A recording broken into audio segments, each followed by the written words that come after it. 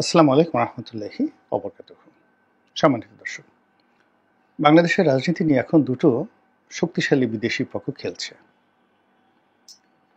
এক পক্ষে রয়েছে আমেরিকা এবং ইউরোপ। সঙ্গত কারণে তারা বর্তমান সরকারকে সমর্থন দিতে চাচ্ছে এবং দীর্ঘমেয়াদে সরকার থাকুক, এবং এই সরকারের মাধ্যমে তাদের যে কাঙ্ক্ষিত মাকাম রয়েছে, অর্থাৎ গন্তব্য রয়েছে বাংলাদেশকে কেন্দ্র করে, দক্ষিণ পূর্ব এশিয়াকে কেন্দ্র করে, বে অফ বেঙ্গলকে কেন্দ্র করে, সেই জিনিসগুলো তারা বর্তমান সরকারকে নির্ভরযোগ্য মনে করছে। It's fact. ২ নম্বর হলো ভারত খেলছে বাংলাদেশকে নিয়ে। তাদের ১ নম্বর পছন্দ আওয়ামী লীগকে পুনর্বাসন করা, প্রত্যাবাসন করা, এবং সঙ্গে জাতীয় পার্টি, জাসদ, অন্যান্য যে সকল আওয়ামী লীগের সহযোগী সংগঠন রয়েছে তাদের মাধ্যমে। এবং এই কাজ করার জন্য তারা বর্তমান সরকারকে ব্যর্থ করে দেওয়ার জন্য সর্বোচ্চ শক্তি তারা নিয়োগ করছে। বিষয়টি নিয়ে আমেরিকার সঙ্গে ভারতের যে সম্পর্ক ওই লেভেলে ভালো না, এবং এখানে যারা আন্তর্জাতিক সম্পর্ক নিয়ে গবেষণা করেন বা বুঝেন তারা খুব ভালো করে জানেন যে এখানে প্রায় সব দেশেরই ত্রিমাত্রিক একটা সম্পর্ক থাকে। বাংলাদেশের যে সম্পর্ক, সেই সম্পর্কেরও ৩টা মাত্রা আমেরিকা রয়েছে। একটি মাত্রা হলো যে ওয়াশিংটন, দিল্লি, ঢাকা, মানে ওয়াশিংটন দিল্লির চোখ দিয়ে ঢাকা দেখবে, এটা এখনো চলমান আছে, আগেও ছিল। আরেকটি হলো যে ওয়াশিংটন ব্রাসেলস, মানে ইউর প্রধান হেড অফিস ঢাকা, যেটা এখনো চলমান আছে, এবং এটার ক্ষেত্রে ডক্টর মোহাম্মদ ইউনূস যেটা আগে বললাম। আরেকটি হলো ওয়াশিংটন ইসলামাবাদ ঢাকা, একটা সম্পর্ক আছে।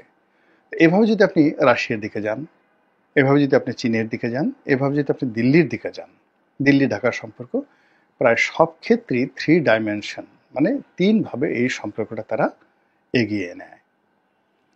আমাদের দেশে এখনো পর্যন্ত আমাদের পররাষ্ট্র মন্ত্রণালয় এই 3D রিলেশনশিপ রক্ষা করার ক্ষেত্রে দক্ষতা অর্জন করতে পারেনি। ফলে তারা সবসময় ডাইরেক্ট রিলেশন, সবার সাথে বন্ধুত্ব, কারোর সাথে শত্রুতা নয়। এটা একটা কত বড় যে বোগাস টার্ম, এটা আমরা এখন হাড়ে হাড়ে টের পাচ্ছি। এনিওয়ে, আমরা অন্যান্য বিষয়গুলো আলোচনা না করে এখানে শুধুমাত্র বাংলাদেশের সঙ্গে দিল্লির যে সম্পর্ক, ত্রিমাত্রিক সম্পর্ক, সেই ত্রিমাত্রিক সম্পর্কটি আমরা আলোচনা করব। তাদের প্ল্যান এ, সেটা হলো আওয়ামী লীগ। এখন আওয়ামী লীগ যদি না থাকে তাহলে সেক্ষেত্রে তারা প্ল্যান বি, বিএনপি।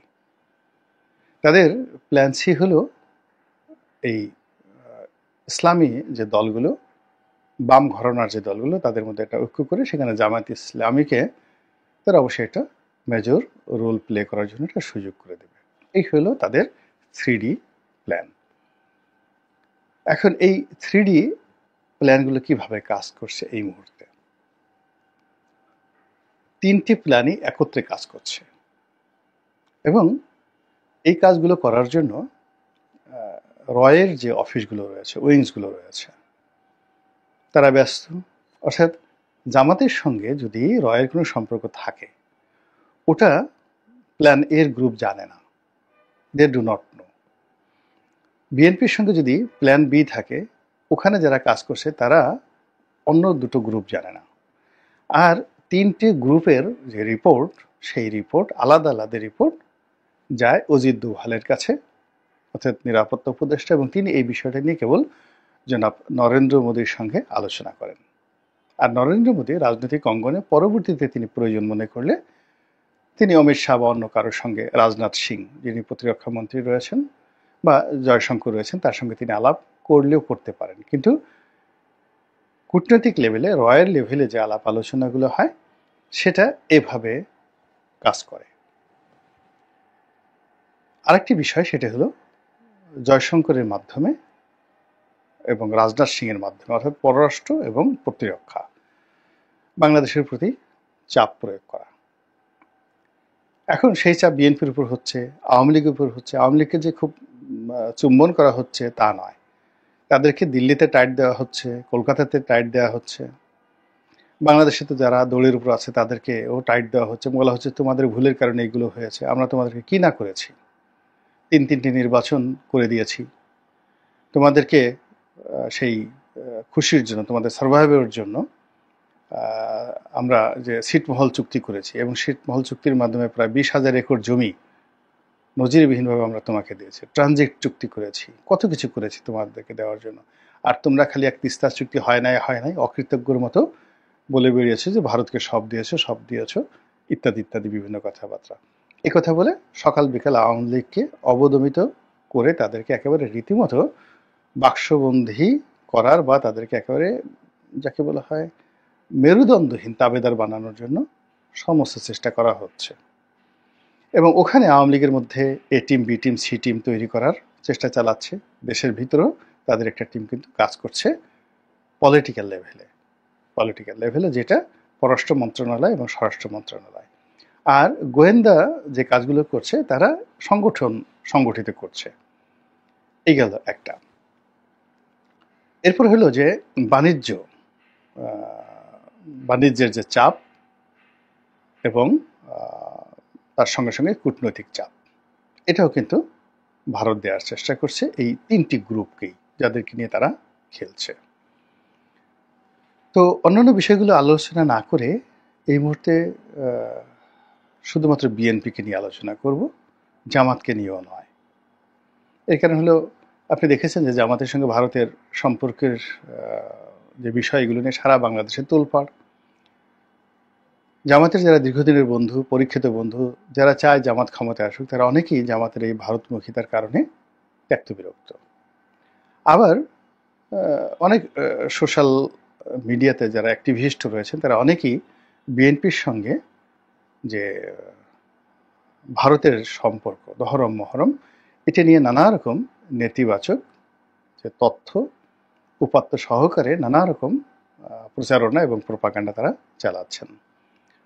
কিন্তু বিএনপির পক্ষ থেকে একেবারে কোনো প্রতিক্রিয়া দেখানো হচ্ছে না, কোনো কিছু বলা হচ্ছে না, ফলে জনমনে ভীষণ রকম আতঙ্ক তৈরি হয়েছে। অনেকে অসম্ভব, এই জিনিসটা একেবারে অসম্ভব, কিন্তু তারপরেও অনেকে সন্দেহ করছেন। যেমন বাংলাদেশ থেকে এখন চলে গেছেন, প্রবাসে আছেন রাকেশ রহমান, একজন তরুণ নেতা ছিলেন, টেলিভিশন টকশোতে আসতেন, খুব রাপটাপ কথাবার্তা বলতেন।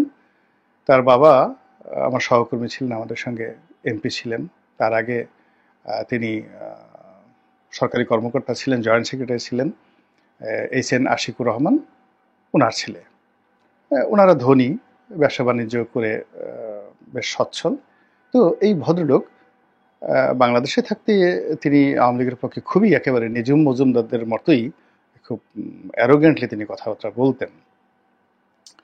কিন্তু বিদেশে যাওয়ার পর তার একটা ভাবোদয় হয়েছে, এখন তিনি অনেক নির্জলা সত্য কথাগুলো বলা শুরু করেছেন, এবং তার সেই বক্তব্যগুলোর মধ্যে একটি বক্তব্য আমার দৃষ্টিতে এসেছে, কগনিজেবল।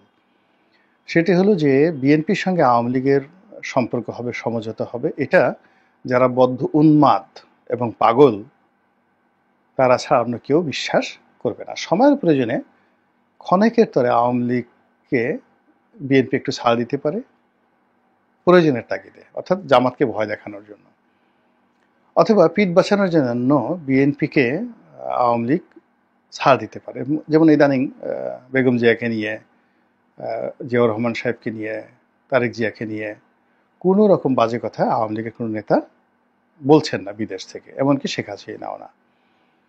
কিন্তু অতীতে তারা যে সকল অশ্লীল অশ্রাব্য কথাগুলো বলেছেন সেগুলো কিন্তু ঘন ঘন সামনে চলে আসছে, এবং আগামীতে তাদের অবস্থা ভালো হলে ওই একই কথা তারা বলবেন। এর কারণ হলো, বিএনপিকে গালি দেওয়া ছাড়া তো আওয়ামী লীগের রাজনীতি হবে না।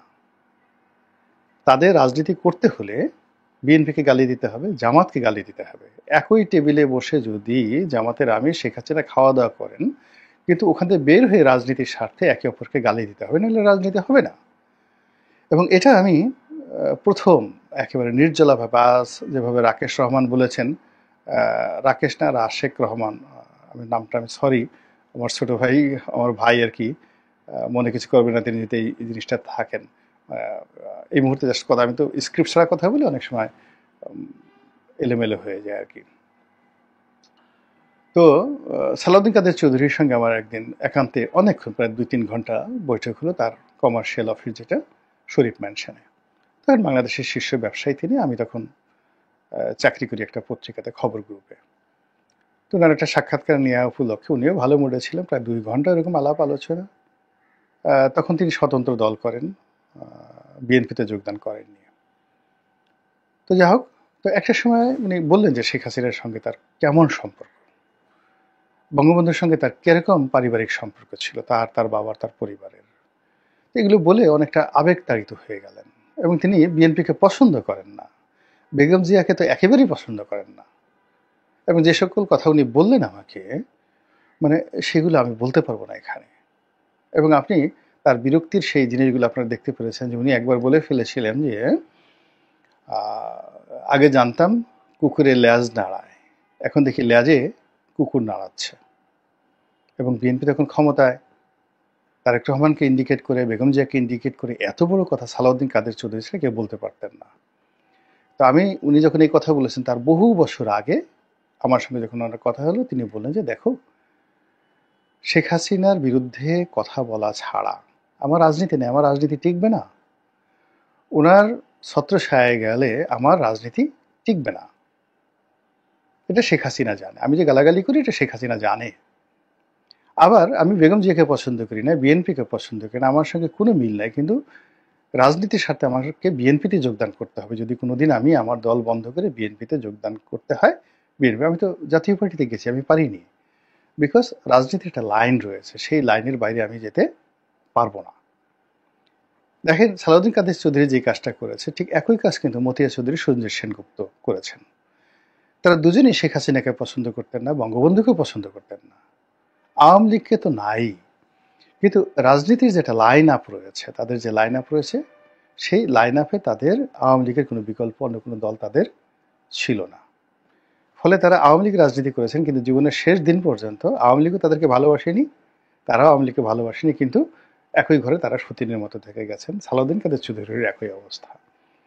যদি কোয়ালিটি ধরেন, যোগ্যতা ধরেন, তাহলে সালাউদ্দিন কাদের চৌধুরীর নেক্সট ম্যান, মানে বিএনপির নেক্সট ম্যানে হওয়া উচিত, সাধারণ সম্পাদক হওয়া উচিত ছিল, সংসদে মানে ডেপুটি লিডার হওয়া উচিত ছিল, বা সবচেয়ে বড় মন্ত্রিত্ব হওয়া উচিত ছিল। কিন্তু সংসদ বিষয়ক উপদেষ্টা বা এরকম কিছু একটা পদপদবি দিয়ে তাকে ওখানেই রেখে দেওয়া হয়েছে। তো ওখানে আপনি বুঝেন যে রিগ্রেটটা কোথায় ছিল এবং কোথায় আছে প্রত্যেকটা রাজনৈতিক দলের। তো সেই ক্ষেত্রে ভারতের সঙ্গে যে বিএনপির যে সম্পর্ক, এটারও একটা লাইন আপ রয়েছে। এই লাইন আপের কারণে বিএনপি কিন্তু ভারতকে পছন্দ করে না। This is the reality and this is the fact.